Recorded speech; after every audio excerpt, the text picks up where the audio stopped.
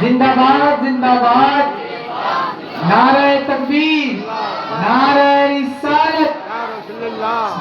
حضرت عمر فاروق اعظم نے جب اسلام قبول کیا تو پورے مسلمانوں میں دلی مسرت، دلی خوشی کا اظہار کیا، سب لوگوں نے خوشی کا اظہار کیا۔ تو اس پورے واقعے کی منظر کشی ایک شاعر نے بڑے پیارے انداز میں فرمائی ہے، سنیں گے آپ حضرات؟ فرماتے ہیں شاعر: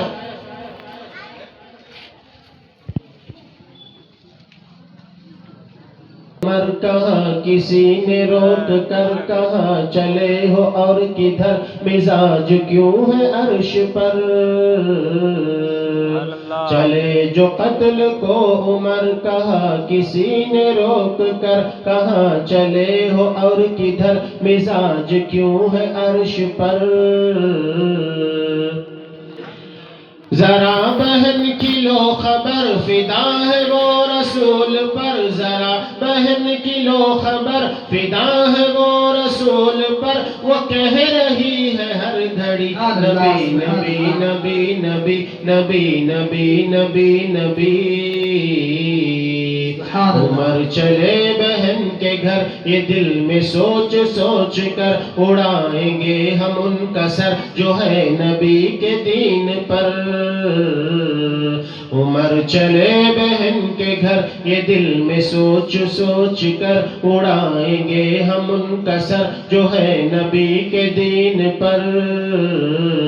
سنا ہے جب قرآن کو خدا کے اس بیان کو سنا ہے جب قرآن کو خدا کے اس بیان کو عمر نے بھی کہا یہی نبی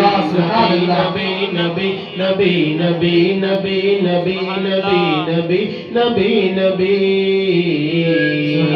چمن چمن کی دلکشی گلوں کی ہے وہ تازگی ہے چاند جن سے شبنمی وہ کہکشاں کی روشنی درود شریف پڑھ لے اللہم صلی علی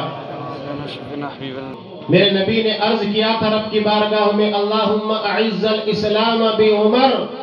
اے اللہ اسلام کو عزت عطا فرما عمر کے ذریعے سے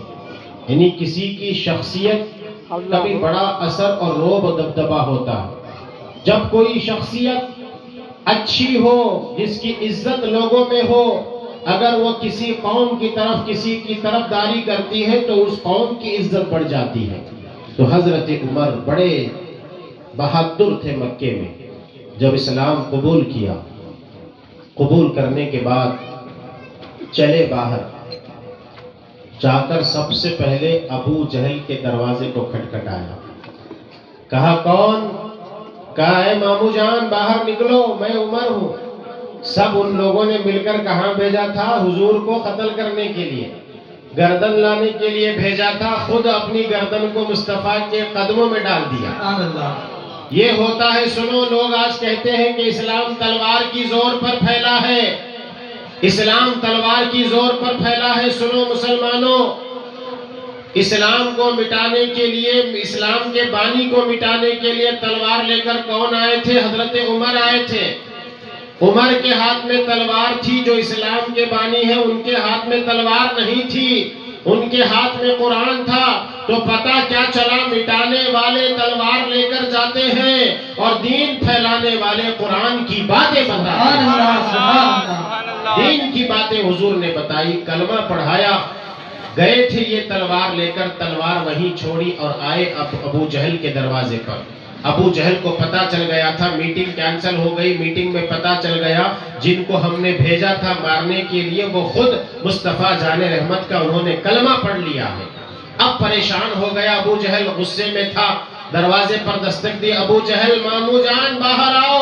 کہا کیا بات ہے کہا میں نے اسلام قبول کر لیا ہے میں نے دین قبول کر لیا ہے ابو جہل کو کتنا غصہ آیا ہوگا کیسے ان کے دل پر چھریاں چلی ہوگی انہوں نے کہا ایسا نہ کرنا اے عمر یہ بڑا غلط کام ہے اپنے باپ داداؤں کے دین کو نہ چھوڑنا وہ نیا دین ہے اس پر عمل کبھی نہ کرنا تو حضرت عمر نے کہا میں نے قبول کر لیا ہے آؤ ذرا باہر آؤ تو بھی مل کر گلے لگانا ہے تو اس نے کہا کہ نہیں مجھے تھوڑی تکلیف ہو رہی ہے میری طبیعت ٹھیک نہیں بعد میں آ جانا کہا کہ دیکھو میں نے اسلام قبول کیا ہے، اگر تمہیں کچھ کرنا ہے تو کرو، آؤ باہر آ کر مقابلہ کرنا ہے تو کرو۔ حضرت عمر نے کہا کہ نہیں، حضرت ابو جہل نے کہا کہ نہیں، مجھے تم سے کوئی بات نہیں کرنی ہے۔ وہ ڈر کے مارے گھر میں چھپ گیا۔ پھر حضرت عمر دوسرے کے گھر میں جاتے ہیں، دوسرے مکے کے سردار کے دروازے پر دستک دیتے ہیں، ان کو بھی یہی بتاتے ہیں، وہ بھی سردار ڈر کے مارے اندر ہی رہتا ہے، باہر نہیں آتا۔ پھر تیسرے گھر میں جاتے ہیں،